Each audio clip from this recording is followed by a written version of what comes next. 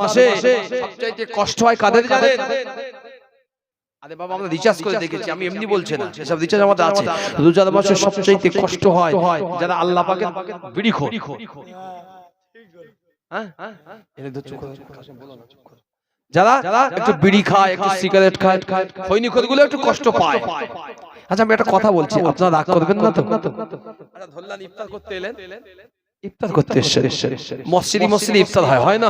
এখানে হয়তো ইফতার করতে এসেছেন, কাঁটি দিয়ে কারো বিড়ি দিয়েছে, কারো খৈনি দিয়েছে। কেউ তো বাড়ি থেকে দিয়ে আসে না, বোঝে না। কেউ কি বাড়ি থেকে দিয়ে আসে?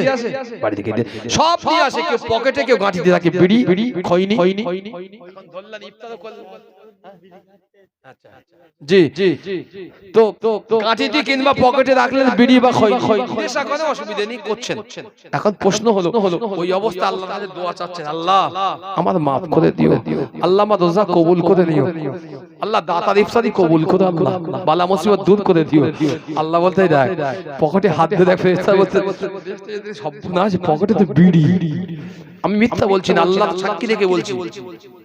আমি এবছর একটা জলসায় গিয়েছিলাম নদিয়া জেলা, একজন মুরব্বী এই চাচার মতো আমার সঙ্গে মোসাফা করেছে। এখন সব মানুষ তো সমান না, তবে হুজুরের সঙ্গে মোসাফা করেছে, করার পরে বুকি হাত জ্বলেছে, বুকি জ্বলে বিড়ি ছিল আমি বুঝতে পারি, ওলাকে হাত জ্বলেছে, কর করে উঠেছে। যেই কল করে উঠেছে মানুষটা পাঞ্জাবি পরা, নিজেরই খারাপ লেগেছে, মাথাটা হ্যাট করে চলে গেছে, এক সেকেন্ড না দাঁড়ায়। তা আমার সাথী আছে বলছে হুজুর মুরব্বী মানুষ দাঁড়ায়নি কেন? টাকার মুখ খুলো না, জাহাজ ওই পর্যন্ত চেপে যাও, মানে ও লোকের বিড়ি ছেলে বুক পকেটে বুঝতে পারিনি।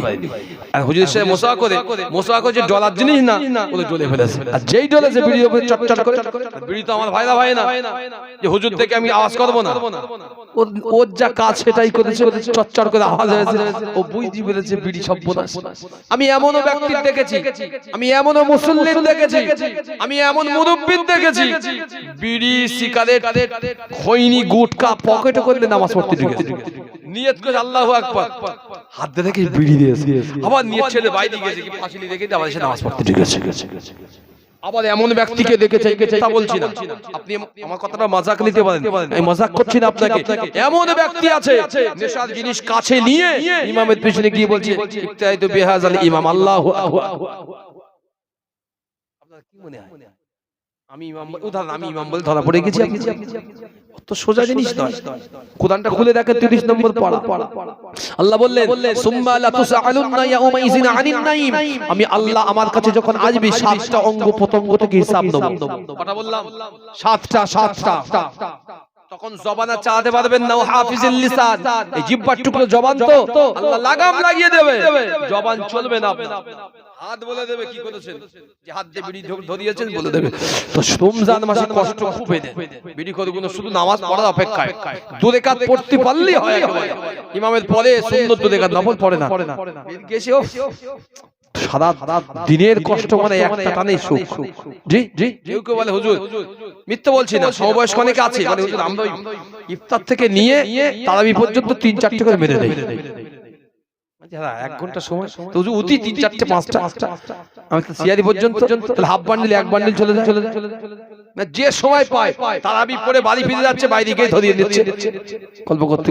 মানে কি বললেন, এরা আল্লাহর খুশির চাইতে বেশি নিজের ভিতরে নফসকে খুশি করে, অথচ আল্লাহ বললেন নফসের বড় শয়তান হচ্ছে ইবলিস শয়তান, ওয়ালা তাত্তাবিউ খুতুওয়াতিশ শয়তান, খবরদার শয়তানের পশ্চাতে অনুসরণ করিস না, ইন্নাহু লাকুম আদুউম মুবিন, নিশ্চিত আমরা সকলেই জানি আদম সন্তানের সবচেয়ে বড় দুশমন হচ্ছে শয়তান। কিন্তু আমি আর আপনি মানি না, আমরা মানি উল্টোটা। আবার এখনকার দিনে ভাই লজিক অন্য বললে হলো হুজুর তাকে না জানলেও তো আমরা টুকটাক নেট ঘাঁটি এখন আসে, তো আমরা তো আমি একজন শিক্ষক, তো আমরা বুঝি এসব বিষয়, অনেক বেশ রিচার্জ করা হয়। এই সামনে খেলা, এখন মনে হয় বিশ্বকাপ শুরু হয়েছে, সামনে আবার আপনার এই সময় রমজানের সময় আমাদের ভারতবর্ষের কোন করোড়পতি লিগ হয়, এরা এসে বলে হুজুর খতম তারাবি হচ্ছে, এসে বলে হুজুর একটু কম পড়বেন তো, হুজুর একটু কম পড়েন, কেন রে কলকাতার খেলা আছে তো, করার থেকে 8টা থেকে 8টা থেকেও খেলা দেখতে বলে হুজুরি কাজে সে তারাবির একটু কম পড়ানোর জন্য দরবার করতে। এও তো মুসলমান, আমাদের ছেলে। এই বললাম কি বলছি, আমাদের ছেলে আমার কাছেও আসে, মিথ্যা বলছি না, আমার কাছেও আসে। কম তারাবি পড়াবে কেন? খেলা দেশে, খেলার সঙ্গে তো তারাবি সম্পর্ক।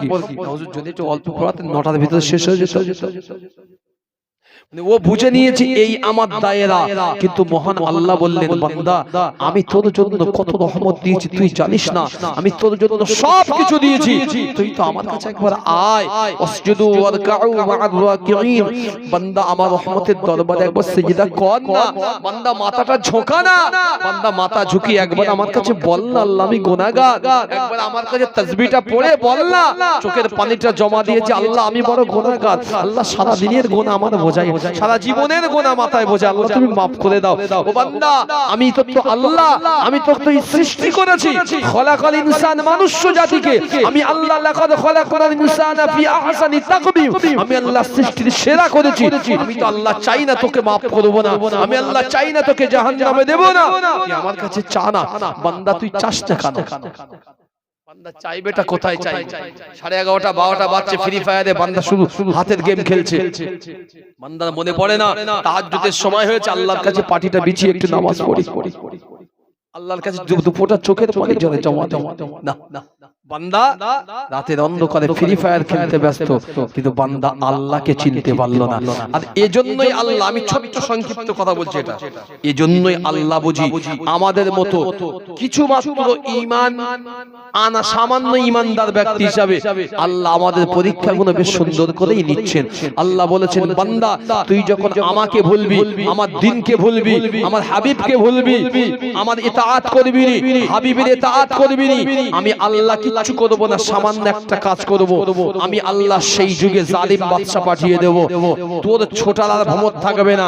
হিসাব করে দেখা গেল হাদিসের কথা অনুযায়ী আমরা আল্লাহ থেকে দূরে যাচ্ছি বলে আমার আল্লাহ আমাদের উপরে জালিম দিয়েছে, এমন জালিম দিয়েছে সে 3 ক্লাস কম 10 ক্লাস পাস, এমন একটা সই করছে সিগনেচারে, ভারতবর্ষের লোক ছুটে ছুটে পাগল হয়ে যাচ্ছে। কথা বুঝতে পারলেন না? জি এমন এমন জিনিস পাস করে দিচ্ছে, আপনি ছুটে পাগল, এমন এমন জিনিস পাস করাচ্ছে। আরো মজার তত্ত্ব হলো, যে ছেলে পিলে মনে করতো দুটো পয়সা হয়ে গেছে, আব্বা বা বুড়ো ভুলবাকে ওর বাড়ি আর থাকবো নি, সেই জীবনতলা মার্কেটে গিয়ে ও 10 লাখ টাকা শতক কিনে ওখানে ঘর বেঁধে দিয়েছে, সেও বাপের পার কাছে বলছে আব্বা 2002 লিস্টটা দাও। কথা বুঝতে পারলেন? আল্লাহ মানিনি, আল্লাহ দুই দিক থেকে মেরেছে, বান্দা শোন তুই এদিকটাও ধ্বংস হচ্ছিস ওদিকটাও ধ্বংস হচ্ছিস কেন? আমি আল্লাহ তোকে কোনো জিনিস কমতে দেইনি, কোনো জিনিস কমতে দেইনি। আমি আল্লাহ দুনিয়ায় নবী পাঠিয়েছি, রাসূল পাঠিয়েছি, সাহাবা দিয়েছি, তাবা তাবেঈন দিয়েছি, ওলি গাউস কুতুব মুজাদ্দিদ দিয়েছি, আমি আল্লাহ দুনিয়া পূর্ণাঙ্গ করে দিয়েছি, আমি আল্লাহ ইসলামকে ছড়িয়ে দিয়েছি। তুই কেন ইসলাম থেকে গাফিল হয়ে সরে আছিস? কিসের ভরসায়? একটু শুধু চোখের নিঃশ্বাস, চোখ দুটো বুজিয়ে যাবে আর এখানকার নিঃশ্বাসটা বন্ধ হয়ে যাবে, ওয়াসালুনাকা আনির রূহ, আল্লাহর হুকুমটা উঠে যাবে, আমার আপনার মৌত হয়ে লাশটা পড়ে থাকবে। আর লাশ পড়ে থাকা মানে মনে রেখে দেন সমস্ত দরওয়াজাগুলো আমার আপনার বন্ধ হয়ে গেল, আর বন্ধ হওয়া মানে আপনার আল্লাহর করুণা রহমত ছাড়া আর কোনো কাজ হবে না। জীবিত আছো, কোন একজন ব্যক্তিত্ব হাদিস শরীফের ভিতরে এসেছে, স্বপ্ন দেখেছেন তার একজন ওলিকে, ওস্তাদকে, যে হুজুর কবরে তো আল্লাহ আপনার মৌত হয়েছে, কবরে আছে, ওখানকার হালতটা কি? হুজুর বলেছিলেন বাবা এখানকার হালত ওই মুখে বর্ণনা করা যায় না, এখানে আসতে হয়, থাকতে হয়, তবে এখানকার হালত বর্ণনা করা যায়, ওই মুখে বর্ণনা সম্ভব হয় না। একবার দরুদ শরীফ আল্লাহুম্মা সাইয়্যিদিনা মাওলানা মুহাম্মদ ওয়া আলা আলি সাইয়্যিদিনা মাওলানা মুহাম্মদ। লা তাশরীফ দুনিয়া মে খায়রুল বারা, لا تشریف دنیا میں خیر الورا, حق کو باطل ہوا آمنے سامنے. جوڑے بولے سبحان اللہ. তুমি আসতে বলো, তুমি আসতে বলি ওরা জোরে বলবে, কথা বুঝতে পারো? लाए तशरीफ दुनिया में खैरुल वरा, हक को बातिल हुआ आमने सामने, कुफर अब सरम सैमो छुपाने लगे, कुफर अब सरम सैमो छुपाने लगे, आए जब मुस्तफा आमने सामने। जो दे बोले सुभान अल्लाह।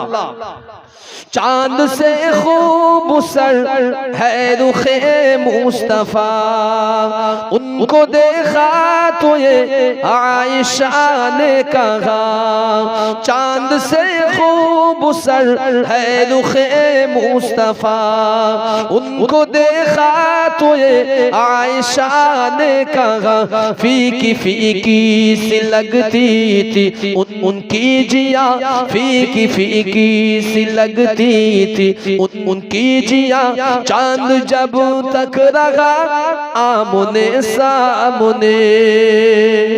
সকলে মিলে বলেন সুবহানাল্লাহ। আমার আল্লাহ রাসূলের বিবি আহলিয়া আমাদের আম্মা জান আয়েশা বলেছিল, চাঁদ তো দূরের কথা, চাঁদের সঙ্গে আমার নবীর তুলনাটাও চলে না। একবার জোরে বলেন সুবহানাল্লাহ। कुफर ने फिर उठाया ये फितना नया, है नबी ने करे चांद टुकड़े जरा, कुफर ने फिर उठाया ये फितना नया, है नबी ने करे चांद टुकड़े जरा, देखते देखते चांद शर्मा गए, देखते देखते चांद शर्मा गए, जब नबी ने कहा आमने सामने, लाए तशरीफ दुनिया में खैरुल वरा, हक को बातिल हुआ आमने सामने, कुफर अब सरम सैमो छुपाने लगे, जब नबी ने कहा आमने सामने। अल्लाहुम्मा सल्ले अला।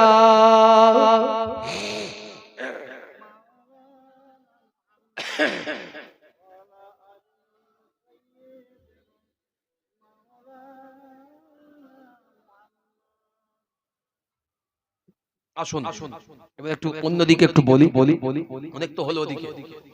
আল্লাহ রাসূল সাহাবা জামাইনদের বিষয় বললে 2 ঘন্টা কোনো টপিক হয় না, 2 ঘন্টা মনে হয় সামান্য। তার ভিতর থেকেও আমি আপনাকে সামান্য একটু একটা কথা বলি, তত্ত্ব দেই, বিদায় নেব ইনশাআল্লাহ। পরবর্তী উলামা আসবেন। আমরা জানি আমরা এখানে মাসলাকে মুজাদ্দিদুজ জামানের অনুসরণকারী, অনুসরণ করি না করি না? একজনে বলেন মানি না। আচ্ছা, প্রশ্ন হচ্ছে ছোট্ট করে শুনে নেন। তিনি ছিলেন জামানার মুজাদ্দিদ, মানতে বলেছেন কে? কথা বলেন না কেন? আল্লাহ।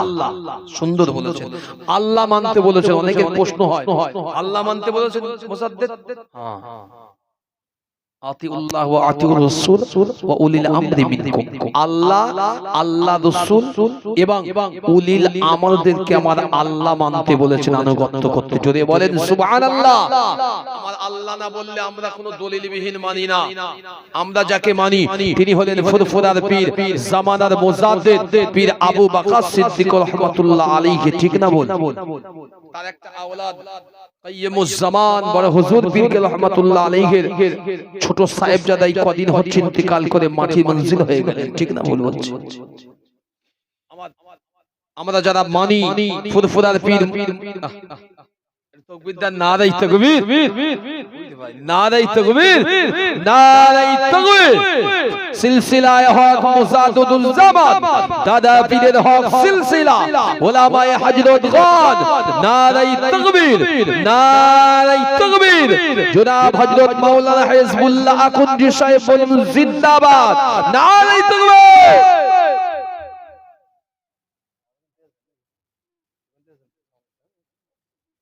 আচ্ছা, মাশাআল্লাহ।